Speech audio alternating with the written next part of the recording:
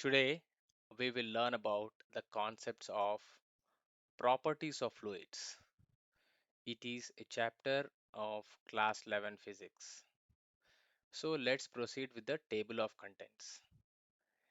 Now, as you can see, the objectives, we can convert them as the table of contents.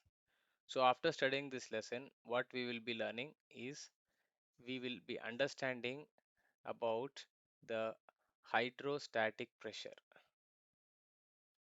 So hydro means water, static means it is stationary water, not flowing water, and pressure at a certain depth. And though hydro is derived from water, we can generalize it for any liquid. So at a certain depth inside a liquid, what is the pressure? That we will understand. Then we will understand what is meant by buoyancy. Okay, and we will also understand a principle in relation to this, which is nothing but Archimedes principle, very famous principle. Okay, then we will understand Pascal's law. Okay, what is Pascal's law, and also explain the functioning of certain devices such as hydrostatic press, hydraulic lift, hydraulic brakes, etc. Moving on, we will also learn what is surface tension, okay, in a liquid, and what is surface energy. Okay, so just like tension is a force, surface tension is also a related concept, and therefore, since force is related to the energy, so we will understand the concept of surface energy. Now, we will also understand how to derive an expression for rise of water in a capillary tube. So, we will not need to memorize this derivation for the purpose of NIOS exams, but it's always good to understand how the equation is derived. We are required to understand the process, the method, okay, and any numericals that may be associated with it. Then we will understand about streamline and turbulent motion of fluids. Now this is uh, related to fluid dynamics, not fluid statics. Okay, so movement of liquid. So turbulent motion and streamline motion. Okay, then I will just move this my video on this side so that we can write here. One second, let me just adjust this screen a bit. Yeah, so we will also learn about critical velocity. So this critical velocity of flow of a liquid. Okay, and a related concept is about the Reynolds number. So don't get scared by these concepts, they are very, very interesting. Then we will understand the term viscosity. Okay, and finally we will understand Bernoulli's principle. Okay,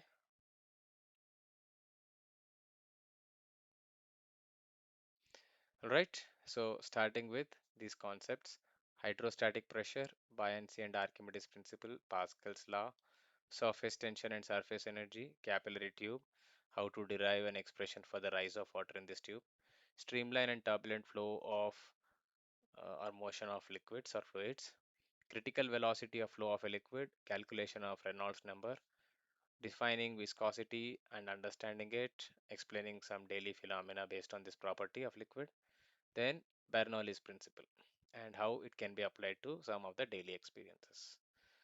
Fair enough? So let's begin. Let's start with the concept of hydrostatic pressure. Okay. Now, for understanding hydrostatic pressure, we need to understand first what is meant by pressure. Okay. A simple illustration is explained here. And I would say Even if you are studying for exam purpose, or even if you find some video very interesting, entire learning happens when you also go through the contents of the book. Okay, and you solve the numericals. Initially, you might not understand fully, and you might need to check with the solved examples in the book.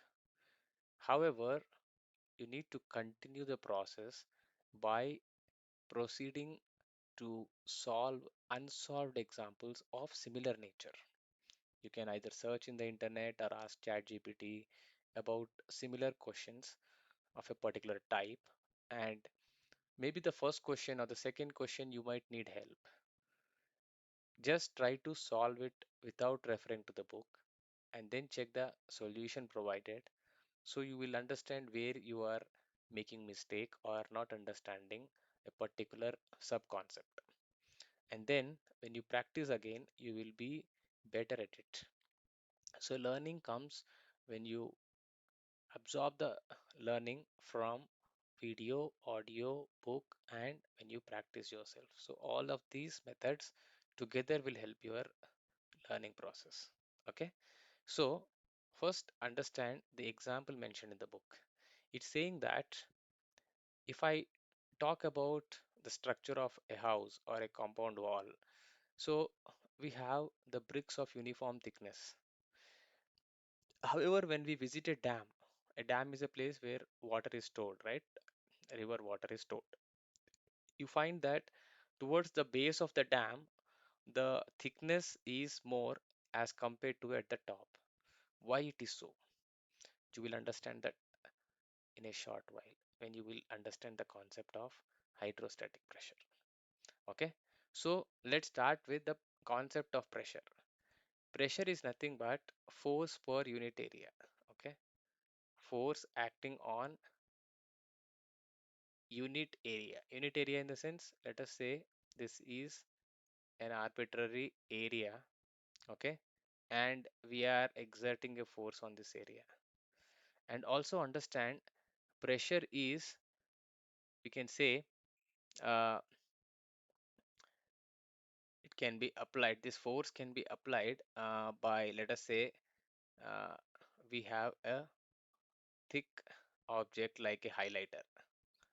Consider this surface as that of a table, and this is a highlighter which is having a thick base here. Try to push this highlighter onto the table. And second, try to push a needle or a nail onto the table. Okay, a nail has a pointed edge, unlike that of a highlighter. Now, what is the difference? You will not be able to push the highlighter beneath the table. You will not be able to make that hole easily here. Most cases, it will not be possible with the kind of force you apply. However, if you try to push the nail using a hammer, okay, you will note that it creates a hole here. What has happened? The force may be equal. You may hit this highlighter also with a hammer. Still, it will not make a hole here. So the force we are exerting is the same in both the cases, but area of contact is very small here versus very large here compared to the first case. So when the area is large, the denominator is large, and therefore the ratio for the same amount of force, the ratio, which is nothing but the pressure, will be less. So if you don't understand this fraction, let us say we have force of 10 Newton, and in case 1, when you are exerting a needle, let us say it's very very small, so 0.01 millimeter is the area, sorry, is the uh, dot here, so the radius of the dot. So because it will have a circular hole, so what is the area? This square multiplied by pi, so pi r square, right? Because it's a small circle, just imagine a very small circle here. Now this is the pressure in the first case when I'm pushing a needle with the 10 Newton force. Whereas when I'm pushing the highlighter, let's say it is also having a round edge here. So when I'm pushing a highlighter with the same force, that is 10 Newton, now highlighter has a radius of, let us say, if you see a highlighter, maybe 1 centimeter radius. So 1 centimeter square multiplied by pi, okay, is the pressure due to a highlighter on the same object, which is table. Now what happens here, denominator is very very small. So what is 0.01 millimeter in terms of meter? This is nothing but pi value, we can say it is 3.14 approximately, and zero point zero 0.01 is 10 raised to minus 2 millimeter. So 10 raised to minus 2 is equivalent to 0.01. Millimeter is nothing but 1 millimeter is 1 by 1000 of a meter. So 1 by 1000 can be written as 10 raised to 3, and now unit is meter, right? And because there is a square here, so here square, so unit will be meter square. Now 10 raised to minus 2 into 10 raised to minus 3, when we have the base same, exponents are added, that is the property of exponents. So this will become 10 Newton upon 3.14 into 10 raised to minus 5 and whole square. So it will become 10 Newton upon 3.14 into 10 raised to minus 10. Okay, this 10 and this 10. So when it goes to the numerator, 10 raised to minus 10 will be 10 raised to 10. So 10 into 10 raised to 10 Newton by 3.14. You can understand how much magnitude it is. Very large magnitude, right? So 10 raised to 11. So I'll divide 10 by 3.14. Approximately we can say 10 by 3 I am dividing. So what is 10 by 3? 10 by 3 is nothing but 3.33.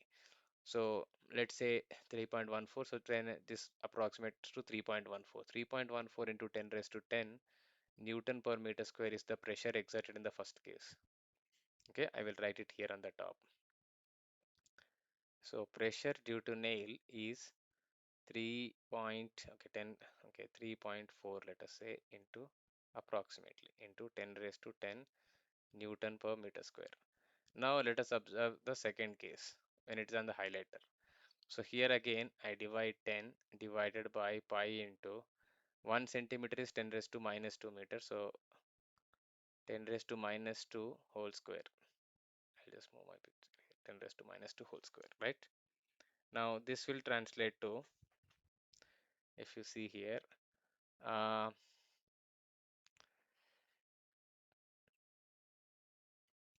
one second. Okay. Yeah, this will translate to 10 upon 3.14 is the value of pi into 10 raised to minus 2 square is minus 4. So 10 raised to minus 4, when it goes on the numerator, it will become 10 raised to 4. So 10 into 10 raised to 4 upon 3.14. And this is Newton per meter square.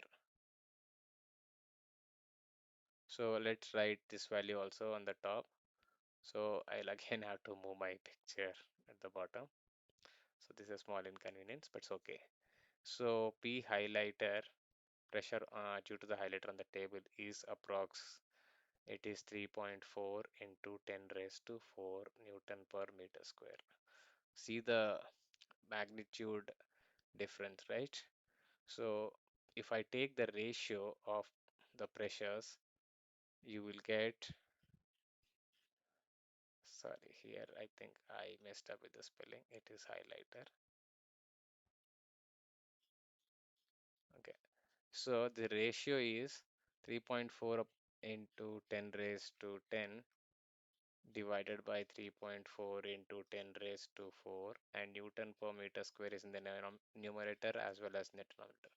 So this units will cancel out. The ratio will be a dimensionless number, obviously, because it is pressure upon pressure. And then these two cancel out, and it will be 10 raised to 10 divided by 10 raised to 4. So when two numbers, exponents and bases are divided, we see if the base is same, the exponents get subtracted. In case of multiplication, the exponents get added, as we've seen in the this example. 10 raised to minus 2 into 10 raised to minus 3 is equal to 10 raised to minus 2 plus minus 3. Similarly, 10 raised to 10 divided by 10 raised to 4 is 10 raised to 10 minus 4. So it will be 10 raised to, the exponents will get subtracted. This is the ratio, which is nothing but 10 raised to 5. So what is 10 raised to 5? If you see after 1, 5 zeros if you put. So it is 100,000 times.